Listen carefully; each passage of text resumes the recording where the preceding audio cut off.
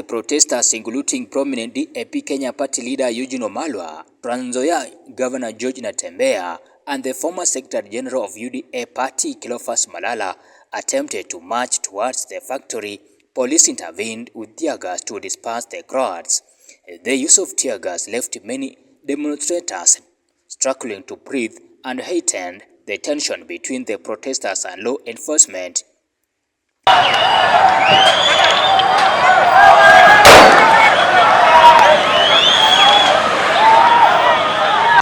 The leaders have expressed their outrage over what they describe as an infringement on the rights of local farmers and workers, emphasizing that the decision to privatize the factory undermines their livelihoods.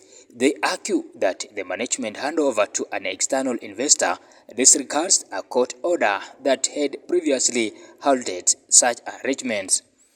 Webuye ilikuwa inaendelea mzuri. Ukienda Webuye saa hizi imekufa, si ndio? Hata hii Bukembe huyu muhindi akiingia hapa Bukembe itakuwa imekufa. Haimaanishi kwamba kama kampuni ya serikali inafanya vibaya inauzwa. Kenya Airways haifanye vizuri. KVDA haifanye vizuri. University za Kenya hazifanye vizuri. Hata serikali ya Kenya kama kuna kitu nataka kukua list ni serikali ya Kenya, si ndio? Imekuwa list. Sasa watu wetu tusikubali mali yetu iharibiwe. Na ndiposa mimi nimekuja hapa leo, na tukisema hata wakileta vyombo vya dola, hata wakileta jeshi, kama mwananchi ameamua, si ndio? Na sisi tumesema kama utaumia saa hizi wengine wapate faida baadaye, wacha ikuwe hivyo, si ndio? Siku ya leo tuko hapa kuambia watu wa Bungoma, hii ni court order. Hii court order ilipeanwa ya kwamba tarehe 23 mtu anaitwa Rai asikanyage Nzoia. Hii court order ilizuia waziri na serikali ya Ruto kuuza mashini yenu ya Nzoia.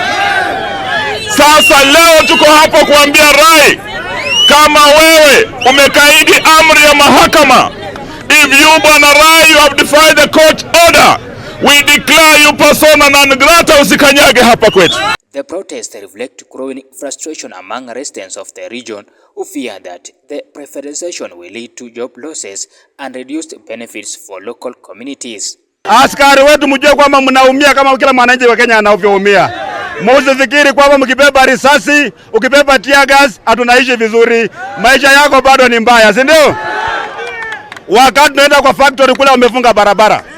Nataka watu yetu mtu asitupe mawe. Tumeelewana? Wala ambao wanatupa mawe sio watu yetu.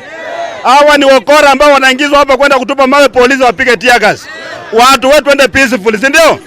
Kama wanatukataza tutajua tumefika pale. Lakini muhindi wacha ajue namna hiyo. Anaweza kutumia polisi saa hizi aingizwe pale ndani na nguvu. Lakini ajue wakati tunachukua tamu ya uongozi tutamfukuza hata kaa hapa. The leaders have called for the government to reconsider its decision and engage with the stakeholders affected by the leasing, insisting that the voices of the local community must be heard. Kwamba miaka 10 iliyopita serikali ya kaunti ya Bungoma na serikali kuu ilipeana pan paper, wakasema kwamba pan paper itafanya kazi. Mimi leo nakuja kuwakumbusha ile formula ambayo walipeana pan paper ndio wamepeana tena leo hapa. Yule mtu ambaye walipatia pan paper ndio wamepeana leo Nzoia. Mimi nataka kusema leo, sisi kama watoto wa jamii ya Mulembe, tukiruhusu pan paper iende, Nzoia iende, hata watafika kwa nyumba zetu wachukue mabibi zetu. Mtakubali hiyo kweli? As tensions remain high, the situation continues to develop, with calls for further demonstrations if the government fails to act in the interest of the affected community.